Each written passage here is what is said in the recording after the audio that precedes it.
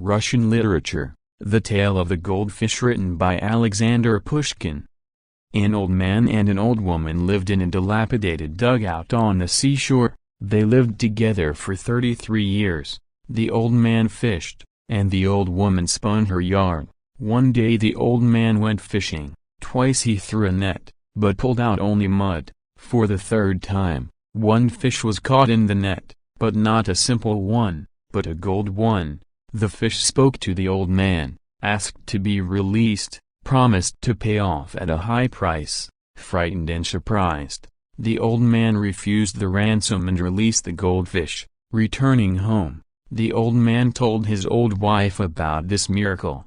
The absurd old woman scolded her husband and sent him back to ask the fish for a new trough. The old one completely fell apart. The old man came to the sea, which slightly broke out, and asked the fish for a new trough. Having received the trough, the old woman quarreled even more and sent the old man to the fish for a new hut.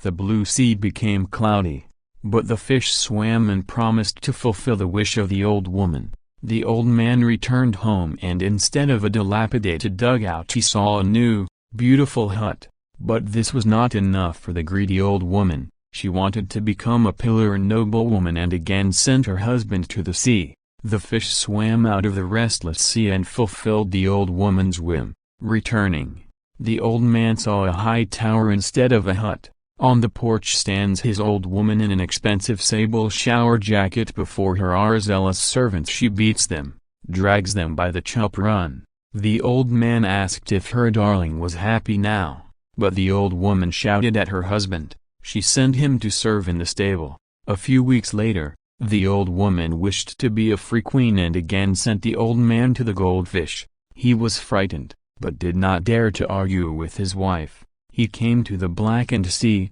bowed to the fish, and she took pity on the old man. She promised to make the old woman queen.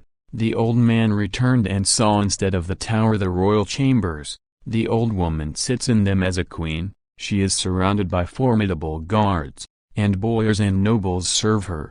The old man bowed to her, spoke, but the old woman ordered her husband to be driven away without even looking at him. The nobles and boyars pushed the old man out of the chambers, and the guards nearly hacked him to death with axes. A few weeks later, the quarrelsome old woman sent courtiers for her husband. "Come back, bow to the fish. I don't want to be a free queen. I want to be the mistress of the sea, to live for me in the ocean sea, to serve me a goldfish." And I would have been on the parcels, not daring to say across the word. The old man went to the sea, on which a black storm broke out.